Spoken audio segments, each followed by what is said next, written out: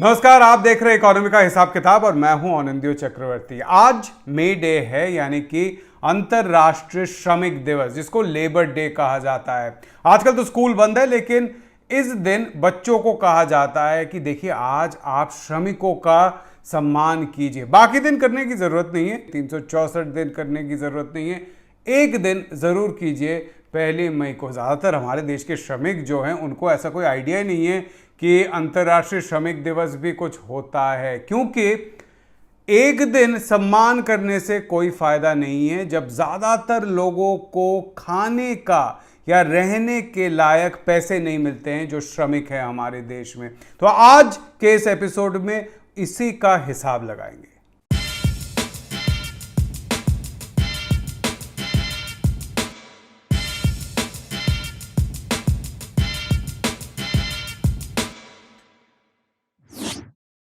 सबसे पहले तो हम देख लेते कि हमारे देश में काम करने वाले लोग कितने हैं, कितने लोगों के पास काम है। लगभग 40 करोड़ लोग ऐसे हैं जिनके पास काम है।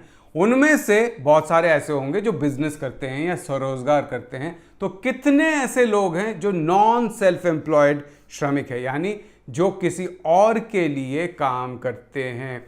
लगभग 21.5 करोड़ ऐसे लोग हैं, ऐसे श्रमिक हैं। उनमें से कितनों के पास रेगुलर दिहाड़ी या वेतन होगा, जिनको रेगुलर वेजेस मिलते हैं या सैलरी? सिर्फ 7 करोड़।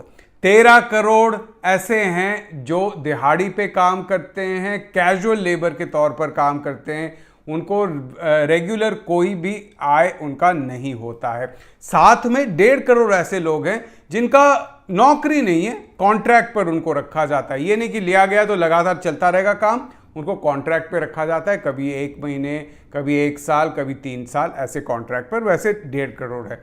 अब हम देखते हैं ये जो श्रमिक है, 21.5 करोड़ श्रमिक है जो दूसरों के लिए काम करते हैं, उनका सैलरी कितना है, उनकी आय कितनी होगी औसतन।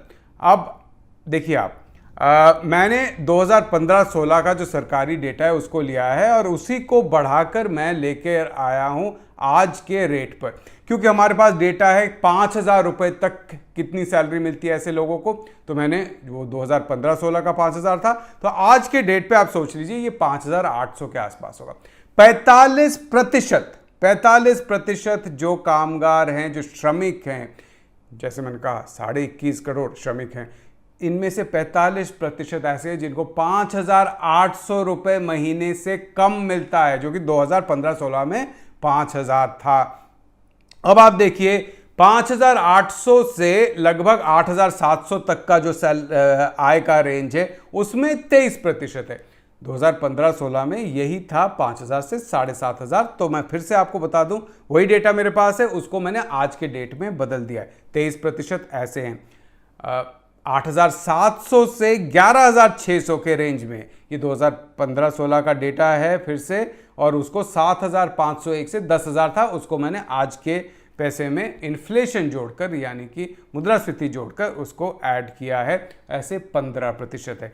तो आप देख लीजिए, और 15% ऐसे कामगार हैं, श्रमिक हैं, जो 11,600 से 23,200 के आसपास मासिक आय है उनकी।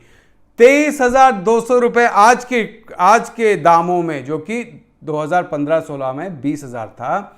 ऐसे इससे कम आय करने वाले 94%, यानी कि 94% हमारे देश के श्रमिक जो दूसरों के लिए काम करते हैं, आज के डेट पे वो 23,200 रुपये मासिक से कम आय उनकी है। और मैंने आपको बताया कि ज़्यादातर ये जो 94% आप देख रहे हैं, उनमें से लगभग 79% ऐसे हैं जिनकी आय 11,600 से कम है। मतलब 23,000 से भी आधा, 11,600 से कम लेंगे आप तो वो लगभग 79 to 80% ऐसे होंगे।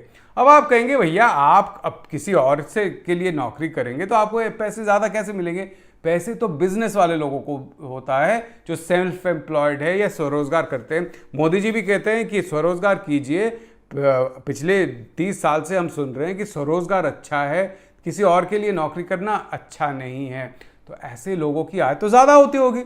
खैर हम देखते हैं, मैंने कहा कि 23,200 से कम आज के डेट पर 94% ऐसे लोग हैं जो दूसरों के लिए श्रम करते हैं, यानी कि श्रमिक जो स्वरोजगार करते हैं, किसी के लिए नहीं काम करते हैं, वो तो ज़्यादा अमीर होंगे। कितने हैं जो 23,200 से कम कमाते हैं? ऐसे जब आप स्वरोजगार वाले लेंगे तो वो बन जाते 96%, यानी कि 96% लोग जो स्वरोजगार करते हैं, सेल्फ एम्प्लॉयड हैं, उनको 23,200 से कम मिलता है। अब आप समझ रहे हैं ना कि स्वरोजगार से कोई फायदा नहीं होता है लोगों को, इसीलिए वो नौकरी ढूंढने जाते हैं।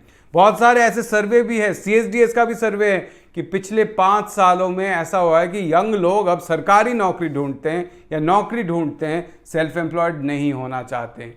इसका मतलब है कि हमारे देश में श्रमिकों को कितना कम पैसा मिलता है आप देख रहे हैं। और इसका एक बड़ा कारण यह है कि श्रमिक आते कहां से हैं? ज्यादातर जो श्रमिक आते हैं वो गांव से आते हैं, माइग्रेंट लेबरर होते हैं, कुछ यहां पर भी झुग्गी झोपड़ियों में रहते हैं। ऐसे लोग काम तभी करने आते हैं जब उनको पैसे गांव में नहीं मिलता है। अब आप देखिए कि गांव में 30% जो परिवार हैं उनकी आय, मासिक आय 4,000 रुपए से कम है। 30% मासिक आय 4,000 रुपए से कम है। 30% ऐसे लोग हैं जिनका हर महीने जो खर्चा होता है उससे कम उनकी आय है। तो इतना कम अगर मासिक आय है और इतना कम अगर वो खर्च करते हैं, तो आप सोच लीजिए कि थोड़ा बहुत पैसा भी मिल जाए तो वो काम करने आ जाएंगे। इसीलिए लोग किसी भी तरीके से कुछ भी मिल जाए काम ले लेते। आप देखिए एक चीज कि हमारे देश में जो लोग रेगुलर यानी वेज या सैलरीड लोग हैं, जिनको रेगुलर मजदूरी या वेतन मिलता है, जो रेगुलर काम करते हैं, उनमें भी 66% जो शहरी कामगार हैं उनके पास कोई रिटन कॉन्ट्रैक्ट नहीं होता है। कोई भी रिटन कॉन्ट्रैक्ट उनके पास नहीं है। अगर उनको निकाल दिया जाएगा या उनको पैसा नहीं दिया जाएगा, वो किसी कोर्ट में जाकर ये पैसा नहीं ला पाएंगे, क्योंकि वो दिखा नहीं सकते कि उन्होंने काम किया। अब हम देखते हैं कॉन्ट्रैक्ट वर्कर का मतलब ही होता है कि कॉन्ट्रैक्ट होगा। अब आप देखिए कि इनमें भी शहरी कॉन्ट्रैक्ट वर्कर के पास 70% के पास रिटन कॉन्ट्रैक्ट नहीं है, यानी कि सिर्फ 30% कॉन्ट्रैक्ट वर्कर हैं जिनके पास सच में कॉन्ट्रैक्ट है। तो आप देख लीजिए कि ऐसे में क्या फायदा, किसको फायदा है? फायदा सिर्फ पूंजीपति को है, जो कम पैसे देकर, कम मजदूरी देकर लोगों से काम करके ज्यादा दामों में चीजें बेच सकते हैं और उनको फायदा होगा। ये सब आपको पता ही होगा या आपने सुना भी होगा, लेकिन ये जो नंबर है ये शायद आपको नहीं पता होगा। आपको लगता होगा कि हाँ, ज़्यादातर जो मजदूर है वो गरीब है। हाँ, बहुत लोग कहते हैं कि अरे हमारे देश में मजदूर बहुत ताकतवर हैं, इतना सारा यूनियन है, काम नहीं करते हैं, इसलिए लेबर लॉ लाने की ज़रूरत है, लेबर लॉ बदलने की ज़रूरत है, कॉन्ट्रैक्ट पे लोगों को लाने की ज़रूरत है। आप समझ रहे हैं ना कि ये सब आपको झांसा देने के लिए है।